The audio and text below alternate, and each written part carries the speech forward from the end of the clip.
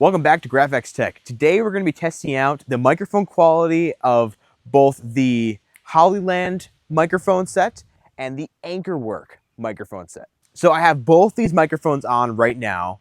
One is connected to my iPhone 15 Pro Max, one is connected to an iPhone 14 Pro Max. This way I can truly see the difference in microphone quality between these two devices. I picked today because it's a pretty windy day, and I wanted to see how the wind would affect the quality of these microphones. They're both wearing their wind shields that they come with, so that might improve things. I will test it a little bit later without these on and see how much that takes away or gives back to it. So very soon after I started this channel, I was using the AnkerWork microphones. This is because I didn't want to use the built-in iPhone mics anymore. I wanted something else to give it better sound, but I wasn't quite ready to spend money on a really expensive professional microphone set. So I thought this was a great middle ground. But as I found out, it had lots of flaws. The battery life has been terrible with the case especially. The individual mics are fine, but the case just doesn't hold the charge at all. And getting all the files off the device is very finicky and annoying, and I just did not like the experience of it overall. I also just find this microphone way too bulky, and it pulls on a lot of clothing. You can't tell quite as much right now because I'm wearing a thicker sweatshirt, but especially on a t-shirt, this is really pulling and dragging on your clothing, and it's not as comfortable to wear as the Hollyland version. Then for about the last month, I switched to these microphones, and I really feel it has improved the quality of my videos. I was actually using a shotgun mic beforehand, and I really can't tell the difference between the shotgun mic and these microphones. And they're so much easier to use in my setup right now because honestly, I don't have a lot of space. And I also like to be portable, as I show by going out in the middle of nowhere basically and recording this video. Thanks to me using two iPhones, two simple tripods, and these microphones, I can basically go anywhere and have a pretty dynamic video setup. I'm actually using the iPad's live multicam feature on the new Final Cut Pro 2. It's really cool because this iPhone is actually using a separate Apple ID. It's my dad's iPhone actually, and it's still able to connect and sync with everything else. And that is very, very helpful in this setup. This means if you go out with a friend that has another iPhone and you just want to record a dynamic video, you can easily do that. Even if you're using the phones handheld, you can still get some pretty dynamic content. The wind's picking up here right now, so we're going to see how well these microphones deal with that. Right now, the Hollyland mics have noise canceling on as well, but you can actually turn that off if you want to capture everything around it and then maybe adjust it in post. So this is with the voice isolation feature turned off on the Hollyland mic, and you decide for yourselves if you think this sounds better or worse. In some of my videos, I tried it without the noise canceling on, and I turned that on after the fact in Final Cut Pro. This is because I felt like sometimes it was over cutting out background noise and I couldn't really adjust it. Where on Final Cut Pro, I can adjust the slider and decide how much voice isolation and noise canceling I actually want for the audio. So right now you're hearing the audio with no After Effects on it.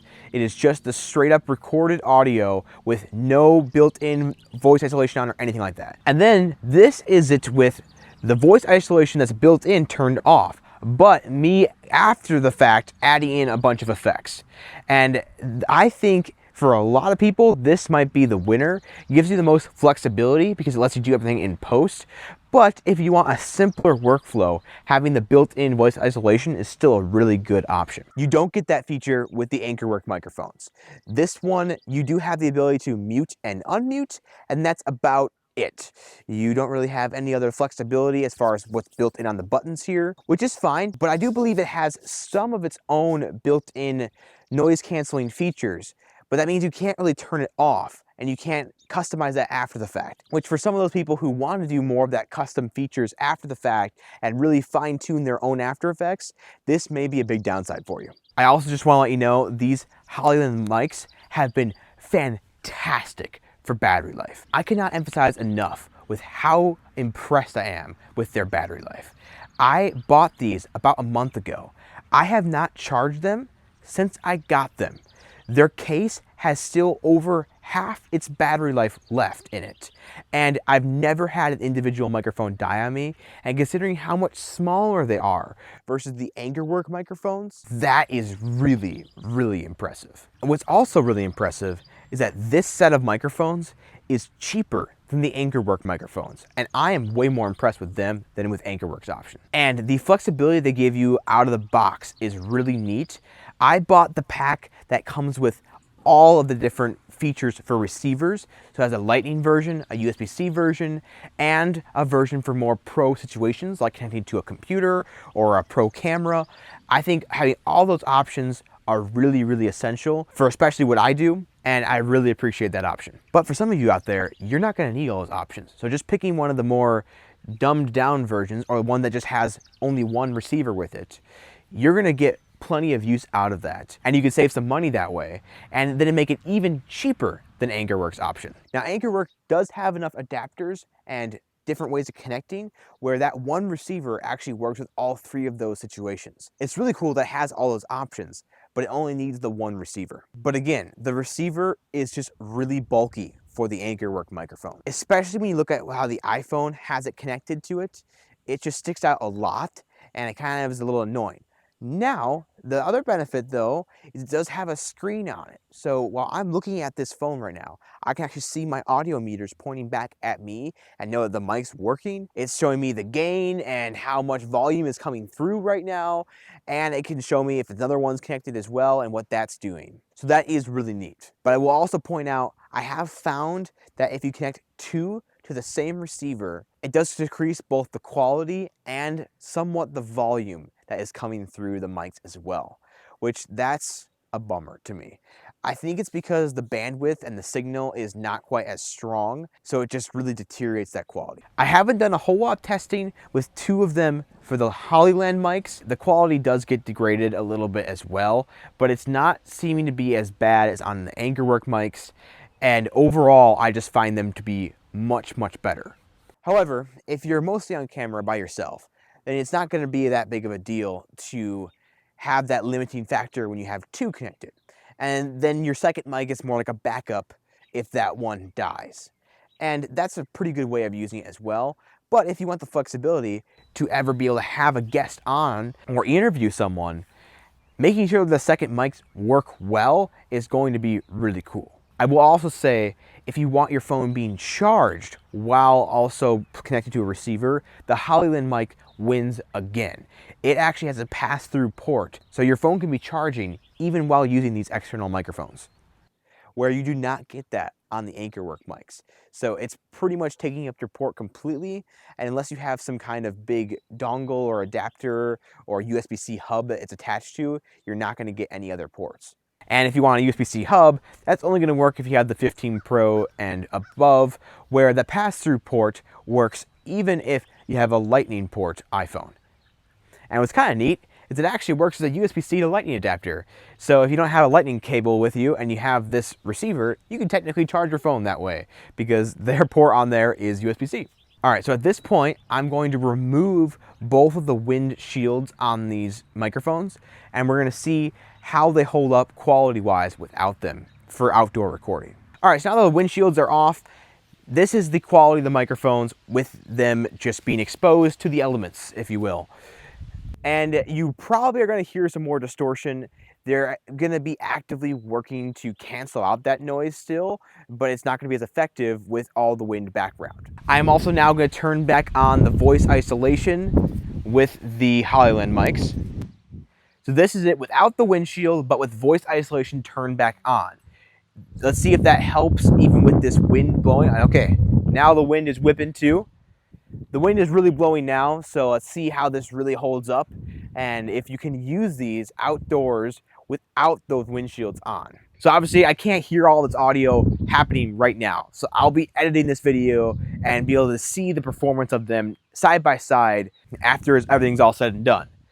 So I want you all in the comments below telling me which one you're thinking sounds better during this entire experience. Hopefully this dynamic switching of cameras and side-by-side angles and recording of these microphones can give you a pretty good indication as to which one is the better choice. For me, I know I just love the Hollyland mics, even if The audio quality ends up being a little bit better on the AnkerWorks. I don't know if the inconvenience of dealing with it is worth it.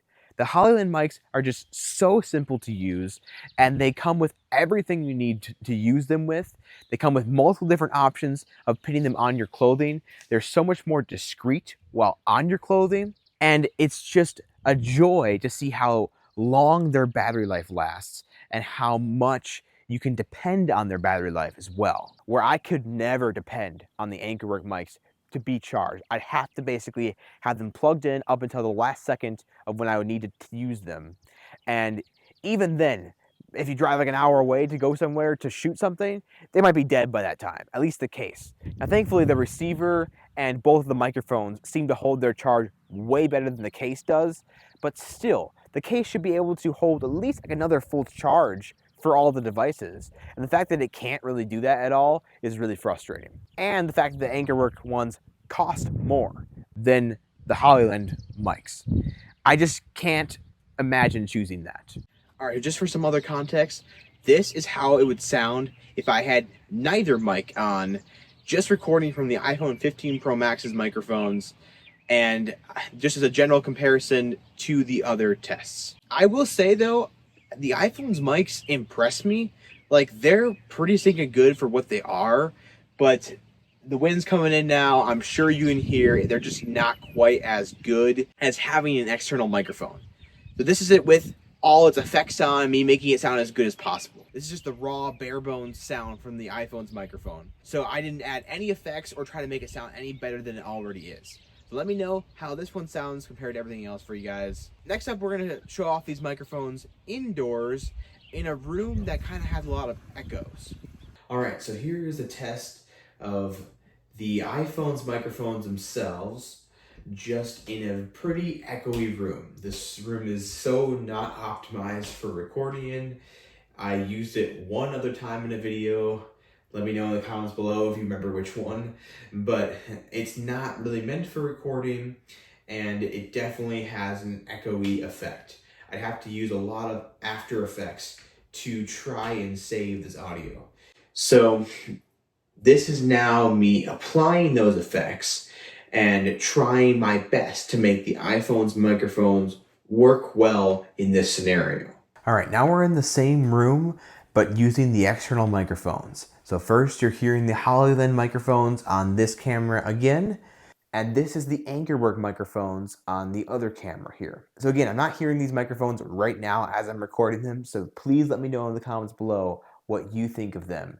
But again, I think I'm gonna lean towards the Hollyland. I'm gonna guess that that one is sounding better right now, just because it's been my experience with it. But if you don't agree, I would like to know that as well in the comments below. This is me turning on the built-in voice isolation on the Hollyland mics. So let me know if this is helping with the room echo at all, and if you think it's really much of an improvement, or if you think it's better to leave the voice isolation off on these devices. So this is with voice isolation on and all the effects that I can put on to basically try to make the audio as clean and crisp as possible. So let me know if you think that this is sounding even better and how well you think it is doing with voice isolation and all the Final Cut Pro effects. And this is the AnkerWork microphones with me applying as many effects as possible to make them sound as good as I can. So again, let me know if you think these effects are making them just so much better. I think they're almost worse if I try to touch them up with effects. Whatever you end up thinking, I want to know all that in the comments below. Please let me know. So lastly, this is with all the effects applied